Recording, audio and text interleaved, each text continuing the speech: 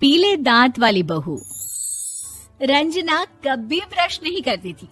उसे कितनी बार उसके माँ बाप ने डांटा, लेकिन उसका कोई असर उस पर होता ही नहीं था, जिस कारण से उसके दांत पीले पीले हो जाते हैं। शादी के बाद अरे बहू, वैसे तो तुझ में कोई कमी नहीं है, पर तेरे दांत इतने पीले कैसे हैं बेटा? कैसे मतलब? कोई सर्जरी थोड़ी ना कराइए।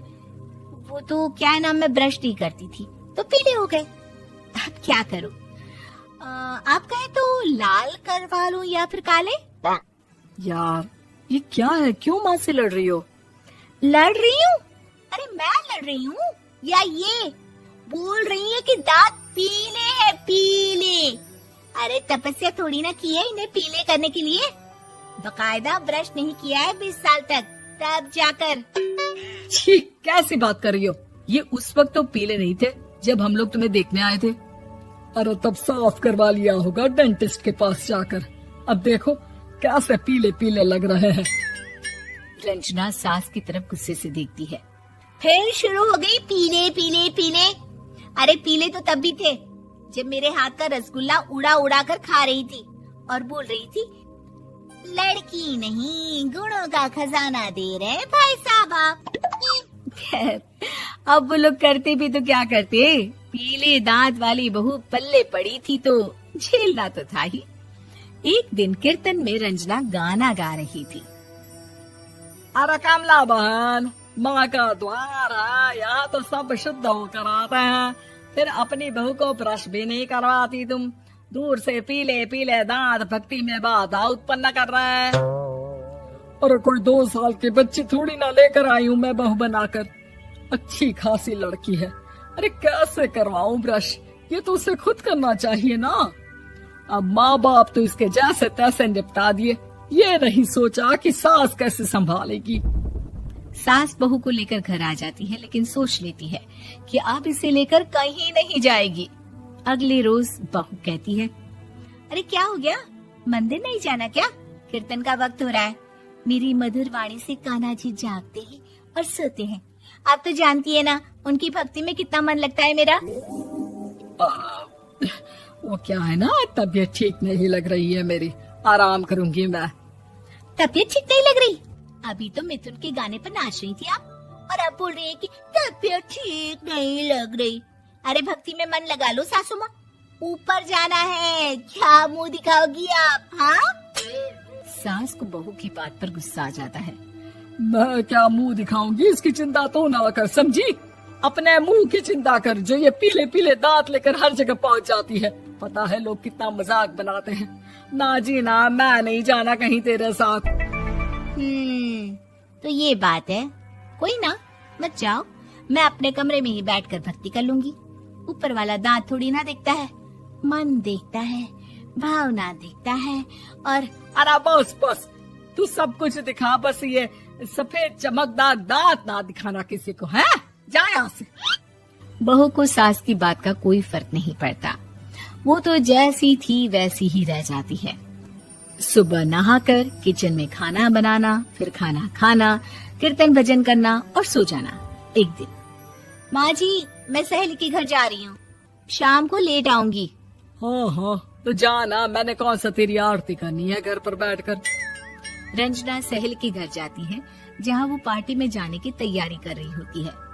अरे शिखा, कहाँ जाने की तैयारी कर रही है? मैं गलत वक्त पर आ गई क्या? अरे नहीं यार, उल्टा सही वक्त पर आई है। मैंने ये साड़ी और ज्वेलरी निकाली है यार, शाम को इनके ऑफिस की एक पार्टी में जाना है। बताना कैसा लग रहा है ये सब? नहीं यार, इस ड्रेस के साथ तो वो वाली ज्वेलरी अच्छी लगेगी। हाँ हाँ सही बोल रही है, मैंने ध्यान ही नहीं दिया। वैसे तो हमेशा से मस्त फैशन सेंस रखती है। तो बड़ा जाती होगी ना पति के साथ पार्टी में। रंजना कुछ नहीं बोलती, बस सोचती है कि यार काश ये बात सही हो जाती, पर मैं क्यों नहीं जाती पार्टी में? क्या इन लोगों की कोई पार्टी होती नहीं होगी? रंजना घर आती है और रात में पति से सवाल करती है, एक बात बताइए, आप मुझे किसी पार्टी में क्यों नहीं ले जाते? क्या आपकी यहाँ ऑफिस में पार्टी नहीं होती? पति बेचारा क्या कहता कि दांत पीले हैं तुम्हारे इसलिए। अरे कोई पार्टी होती नहीं हम लोगों के ऑफिस में, तो कहाँ से लेकर जाऊं?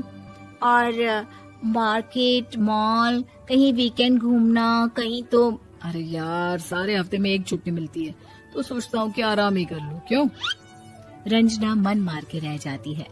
पहले कभी सास के साथ मंदिर जाया करती थी, लेकिन वो भी सास ने ले जाना बंद कर दिया। घर बैठी बैठी रंजना बोर हो जाती है। तभी उसे आइडिया आता है और वो मायके जाने का सोचती है। सासू माँ, 2 दिनों के लिए मम्मी के घर जा रही हूँ। अच्छा ठीक है, आराम से जा। और हाँ, माँ से कुछ अच्छी आदत सीख कर आना कि कैसे शरीर के हर भाग की तरह दांतों की सफाई भी जरूरी होती है, समझी? शुरू हो गई ना आप। वो लोग आपकी तरह नहीं है कि छोटी छोटी बात का बतंगड़ बना दे। उन लोगों के लिए मैं मायने रखती हूँ, ना कि मेरे पीले पीले दांत। रंजना माँ को बिना बताए उन लोगों को सरप्राइज देती है, लेकिन जैसे ही वो दरवाजे पर पहुँचती है, अंदर देखती है कि घर वाले कहीं जा रहे होते हैं। अब माँ, काश रंजना दीदी के दांतों वाली प्रॉब्लम नहीं होती, तो वो भी हम लोगों के साथ चलती ना बुआ जी की बेटी की शादी में। हाँ बेटा, लेकिन अब उसे कौन समझाए कि उसको उसके पीले दांत नहीं दिखते, लेकिन उसके आसपास के लोगों को कितना एम्बैरेसिंग फील कराते हैं। मुझे तो कितनी बार उसके स्कूल की टीचर ने शिकायत की कि उसके साथ कोई लड़की बैठना भी नहीं चाहती, और ना ही कॉलेज में कोई उससे बात करना चाहता था। लेकिन पता नहीं क्यों उसे ये बात समझ में ही नहीं आती। कोई कमी नहीं है उस लड़की में, बस यही कि दांत पीले हैं। वो तो भला हो जीजा जी और उनकी माँ का, जो दीदी को जैसी है वैसे ही रखा हुआ है। रंजना को अपने घर वालों की बात सुनकर बहुत दुख होता है। वो सोचती है कि वो क्या करे, लेकिन फिर वो सीधा डेंटिस्ट के पास जाती है, अपने दांत चमकाती है और कसम खाती है कि वो रोज ब्रश करेगी। अरे क्या हो गया? तुम तो 2 दिनों के लिए गई थी ना, पर कोई ना, अच्छा है, चलो आ गई तो। रंजना सास के सामने आकर खड़ी हो जाती है और पूरी स्माइल करती है, उसके चमकदार दांतों को दिखाती हुई। हैं? चले मंदिर।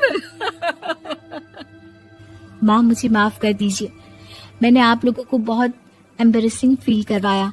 मैं आज से रोज ब्रश करूंगी।